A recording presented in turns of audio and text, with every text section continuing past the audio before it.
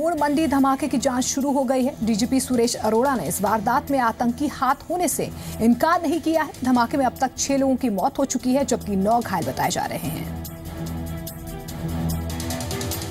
पंजाब के डीजीपी सुरेश अरोड़ा ने बठिंडा के मोड़ मंडी ब्लास्ट कांड की जांच में केंद्र से भी मदद मांगी है। इस गाड़ी की हालत देखकर अंदाजा लगाया जा सकता है कि कांग्रेस के उम्मीदवार हरमिंदर जस्सी की रैली के नजदीक इस गाड़ी में हुआ धमाका कितना बड़ा था।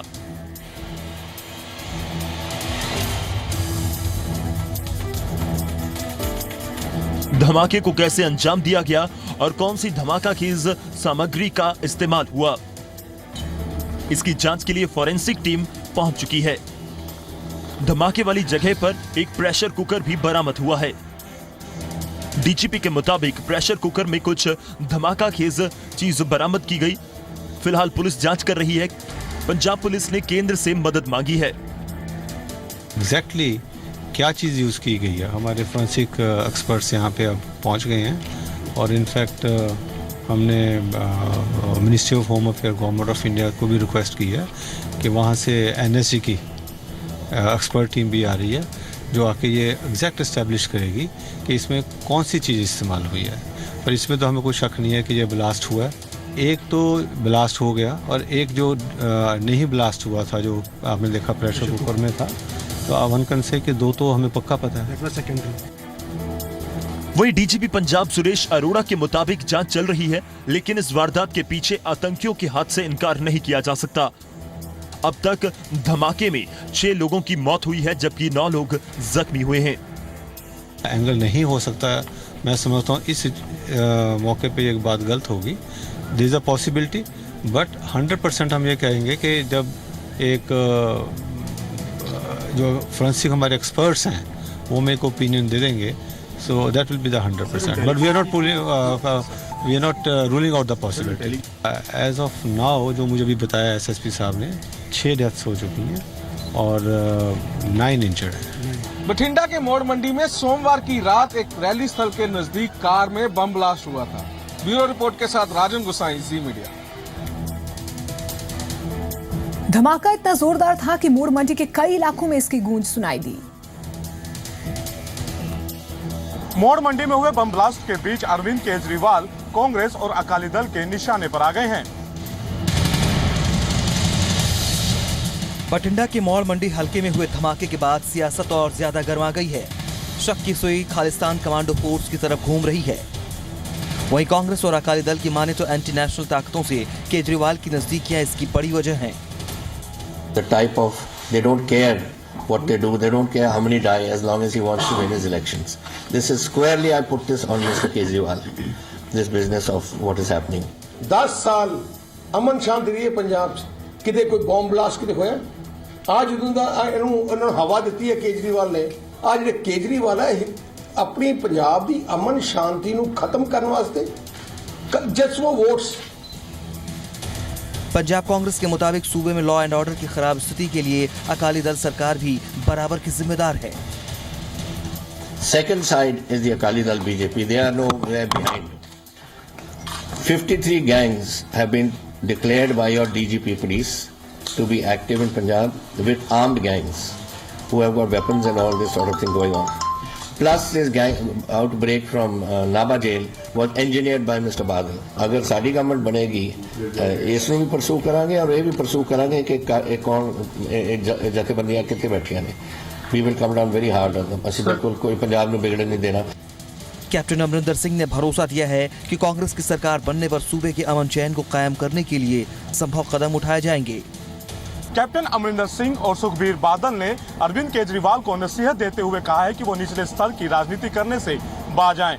पटियाला से पंकज पाही के साथ पुनीत प्रिंजा, जी मीडिया। कपूरथला में चुनाव के दौरान ड्यूटी पर रहने वाले कर्मचारी अभी से ही अपना मतदान कर रहे हैं। बता दें कि कपूरथला में इस बार भी बैलेट पेपर के जरिए ही मतदान होने जा रहे हैं। चुनावी ड्यूटी पर रहने वाले कर्मचारियों को अभी ही मतदान की छूट मिली है। पंजाब विधानसभा चुनाव में चुनावी ड्यूटी पर तैनात रहने वाले सरकारी कर्मचारी अभी से मतदान कर रहे हैं। कपूरथला में चुनाव कर्मचारी इन दिनों लोकतंत्र की मजबूती और पंजाब में एक मजबूत सरकार के गठन के लिए अपना हक अदा कर रहे हैं। इसके बाद ये 4 फरवरी को सूबे की आवाम के वोटिंग में मदद करेंगे। मैनू कोई 12:30 वजे मैसेज मिला भी अज वोटां पै रही वा मुलाजमां दियां, ते मैं अपनी ड्यूटी ऑफ करके 2 बजे मैं कपूरथले सिटी विचों ही लगा, फ्लैंग स्क्वाड विच ड्यूटी है मेरी, ते ड्यूटी तो फ्री होकर मैं इधर वोट पाउण आया जी।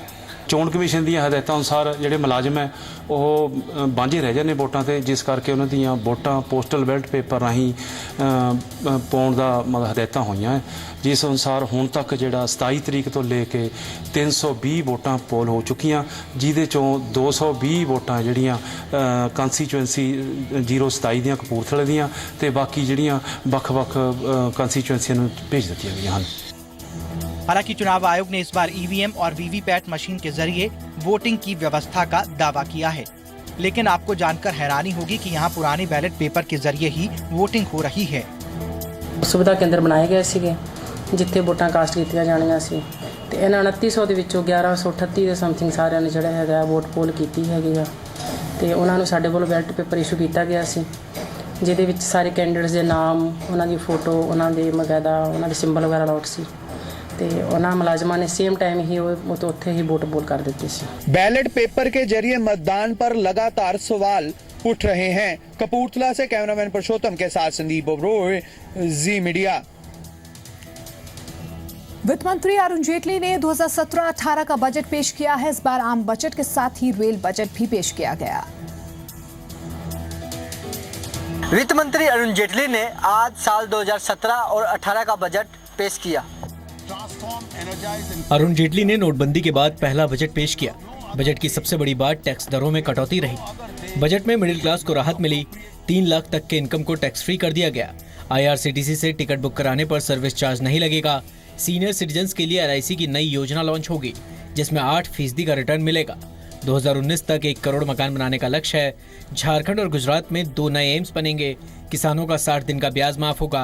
छोटे और मंझोले कारोबारियों पर कॉर्पोरेट टैक्स 30 से घटाकर 25% किया गया। एजेंडा TEC इंडिया अर्थात transform and energize and clean India रहेगा।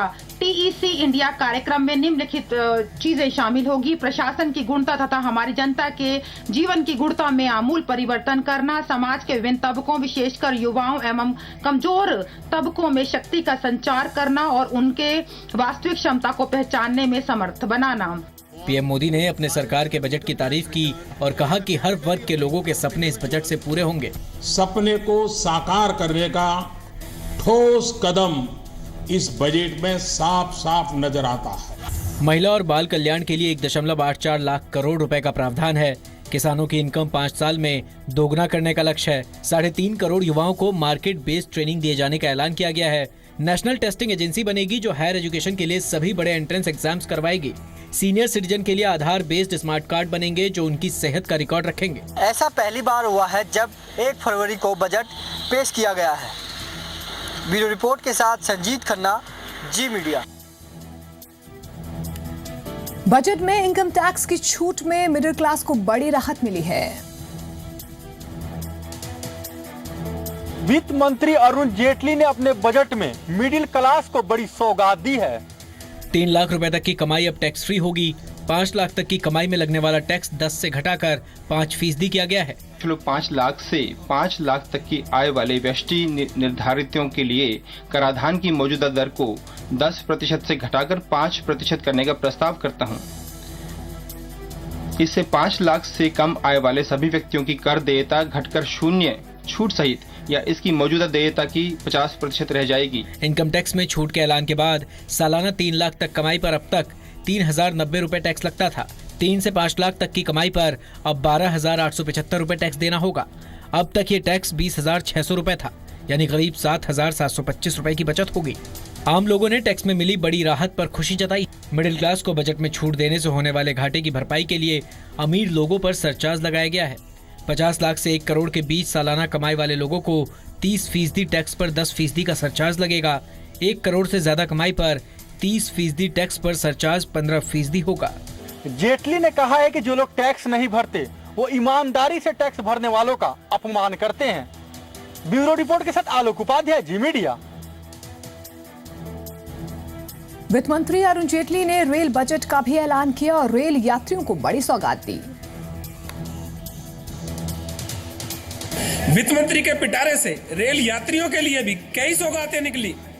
IRCTC से टिकट बुक कराने पर अब सर्विस चार्ज नहीं लगेगा, यानी अब ऑनलाइन टिकट बुक कराने पर यात्री टिकट सस्ता मिलेगा। रेलवे जनता के लिए प्रतिस्पर्धी टिकट बुकिंग सुविधा की पेशकश करेगा।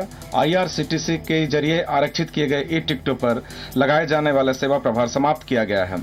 सरकार के इस बड़े ऐलान के बाद रेल यात्री काफी खुश हैं। जेटली ने इस दौरान कई और रेल सुविधाओं का भी जिक्र किया।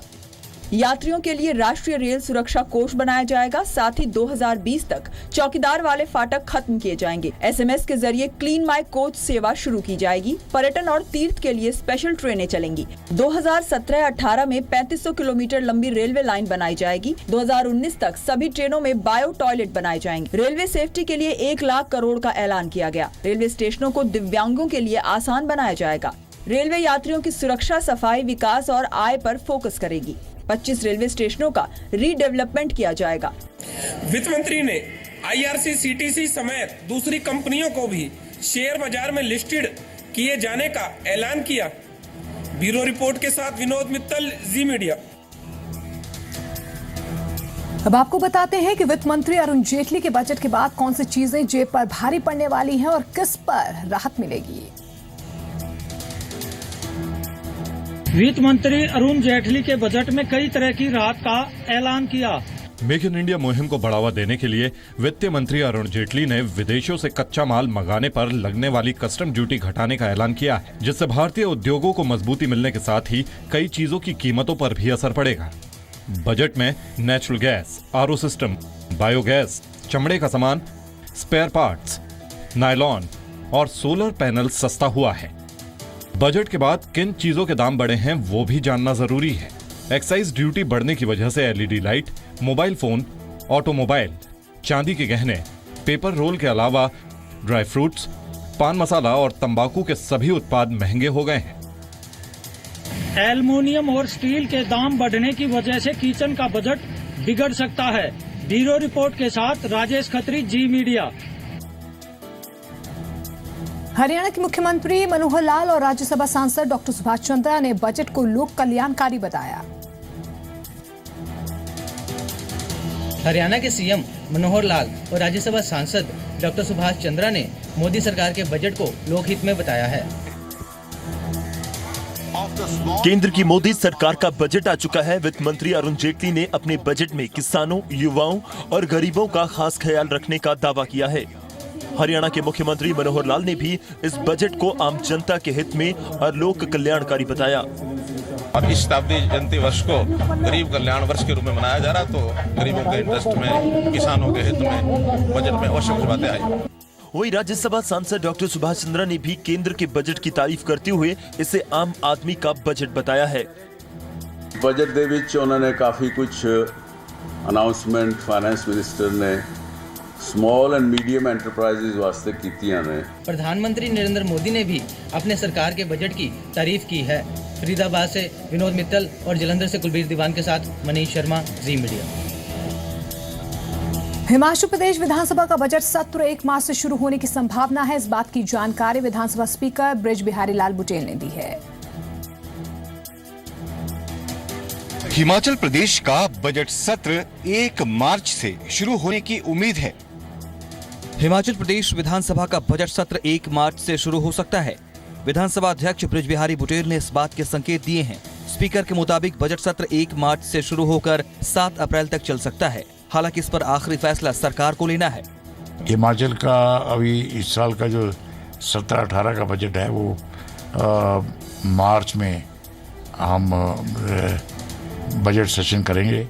1 मार्च से उम्मीद है कि 7 अप्रैल तक ये सेशन जो चलता रहेगा। केंद्र सरकार के बजट के बाद भी ये कितना हिस्सा हिमाचल प्रदेश को मिलता है, ये देखने वाली बात है। हिमाचल प्रदेश में इस साल के आखिर में विधानसभा चुनाव भी हैं। ऐसे में उम्मीद है कि वीरभद्र सरकार का ये बजट लोक लुभावन हो सकता है। माननीय मुख्यमंत्री वीरभद्र सिंह जी का एक स्टाइल है कि बजट जो है वो आम लोगों के लिए विकासात्मक बजट होता है और मुझे उम्मीद है कि ये बजट भी इस साल के लिए अभी इलेक्शन ईयर है तो अच्छा बजट होगा, लोगों के हित में होगा। चुनावी साल में हिमाचल की वीरभद्र सरकार का बजट लोक लुभावन हो सकता है। मोहित प्रेम शर्मा, जी मीडिया, शिमला। फरीदाबाद में 15 फरवरी तक चलने वाले अंतर्राष्ट्रीय सूरजकुंड मेले की शुरुआत हो चुकी है।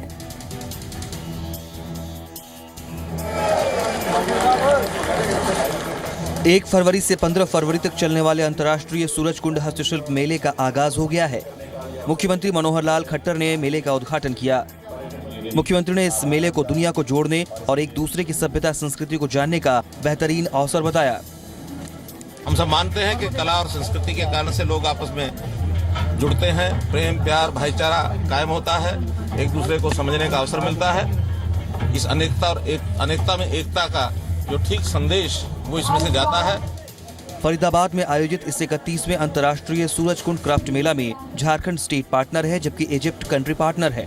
वहीं कुल 25 देशों की टीमें मेले में शिरकत कर रही हैं। मुख्यमंत्री ने कहा कि ये मेला देश और दुनिया के सामने हरियाणा की अमिट छाप छोड़ेगा। देश और दुनिया की कला और संस्कृति का ये बेजोड़ मेला 31वां अंतर्राष्ट्रीय सूरजकुंड क्राफ्ट्स मेला, सारे देश के 25 प्रदेशों की टीमें यहाँ आई हैं और दुनिया के 23 देशों में से लोगों ने अपनी टीमें भेजी हैं। 15 दिन का ये चलने वाला मेला निश्चित रूप से हरियाणा के लोगों को, दिल्ली के लोगों को और देश भर से आने वाले लोगों के लिए एक संदेश छोड़ के जाने वाला है। 15 दिनों तक चलने वाले इस मेले में झारखंड के मुख्यमंत्री रघुवर दास समेत कई केंद्रीय मंत्री भी शिरकत करने वाले हैं। मेले के उद्घाटन के दौरान सांस्कृतिक कार्यक्रम भी पेश किए गए। विनोद मित्तल, जी मीडिया, फरीदाबाद।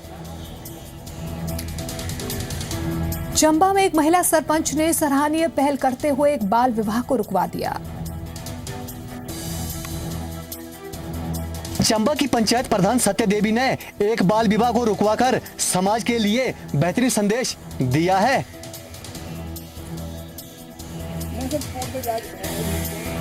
चंबा की साहू पंचायत प्रधान सत्या देवी ने सामाजिक ताने बाने को बनाए रखने की दिशा में एक शानदार पहल की है।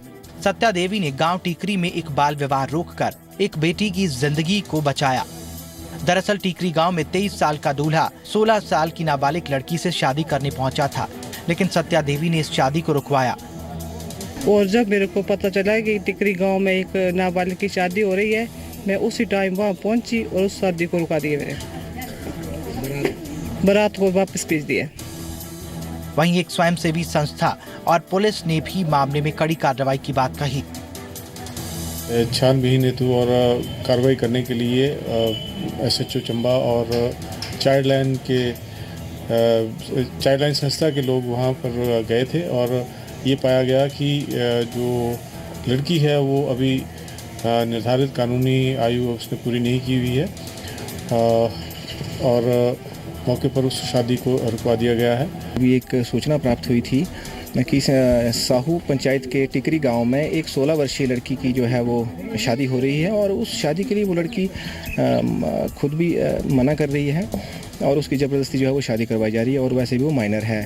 कानून के मुताबिक शादी के लिए लड़के की उम्र कम से कम 18 वर्ष और लड़के की आयु 21 वर्ष निर्धारित की गई है। मंजूर मोहम्मद, जी मीडिया, चंबा। भारत से लौटे पाकिस्तानी लोगों का दर्द सामने आया है। उन्होंने वीजा संबंधित कागजों को जल्द पूरा करने की अपील की। पाकिस्तान के लोगों ने अपनी सरकार से भारतीय लोगों के वीजा संबंधित कागजात पूरा करने में तेजी लाने की गुजारिश की है। ये दर्द है बिछड़ने का, ये आंसू है बेपनाह प्यार और मिल्लत से दूर होने का, ये कारवां है हिंदुस्तान आए पाकिस्तानी परिवारों के फिर से अपने देश लौट जाने का। इस दर्द को महसूस करें तो समझ आता है कि दोनों देशों के बीच चंद शरारती तत्वों के लिए गुस्से के अलावा दिलों में बेपनाह प्यार और भावनाओं का समंदर भी उमड़ता है। मैं बहुत ही मशकूर हूँ यहाँ की हुकूमत का, जिन्होंने ये हमारे लिए ये हम दो बिछड़े हुए लोगों को आपस में मिलाया और बहुत अच्छा तामल किया। मैं यादें लेकर जा रहा हूँ, यादें छोड़कर जा रहा हूँ। भरा मिलने आए जुलेटियाँ अच्छे लोग हैं, बहुत अच्छे लोग हैं, हमदर्द लोग हैं, अच्छे लोग हैं। लेकिन इस कारवां में कोई भारतीय नहीं है। वजह है पाकिस्तान की हुकूमत की तरफ से भारतीय लोगों के पासपोर्ट और वीजा संबंधित कागजात पूरा करने में हो रही देरी, जिसके लिए सरहद पार के लोग भी पाकिस्तान सरकार से पहल की अपील कर रहे हैं। मैं ये कहना चाहता हूँ जी, बस आए थे तो बड़ा अच्छे जो है ना 22 दिन गुजारे हैं, इतने अच्छे कि इतने उधर भी नहीं गुजारे। इतना प्यार मिला है कि कभी जिंदगी में इतना नहीं मिला होगा। अपील यही करेंगे कि इनकी जो है ना अगर कागजात जाएं तो जल्दी से जल्दी क्लियर करें। हमारे तो अभी 3 महीने में हो जाते हैं, इससे ज्यादा देर नहीं लगती है। नहीं, हिंदुस्तान हुकूमत से कोई शिकवा नहीं है हमें, क्योंकि मैं दूसरी दफा आ रहा हूँ, मैं आया हूँ फिर वापस जा रहा हूँ, अभी कैसे शिकवा होगा। पूंछ बस स्टैंड से पाकिस्तान लौट रहे लोगों ने भारत से मिले प्यार और सम्मान से बेहद भावुक नजर आए। ब्यूरो रिपोर्ट के साथ राकेश रोहिला, जी मीडिया। बर्फबारी के बाद शिमला में साफ पानी को लेकर किल्लत सामने आ रही है। भारी बर्फबारी के बाद शिमला के लोग अब भी गंदा पानी पीने को मजबूर हैं। हिमाचल प्रदेश में हुई भारी बर्फबारी के बाद सरकार और प्रशासन के लोग लगातार हालात सामान्य करने की कोशिशों में जुटे हुए हैं, लेकिन शिमला समेत आसपास के लोग अब भी जरूरी सुविधाओं के लिए परेशान हो रहे हैं। कई इलाकों में अब भी गंदे पानी की सप्लाई हो रही है।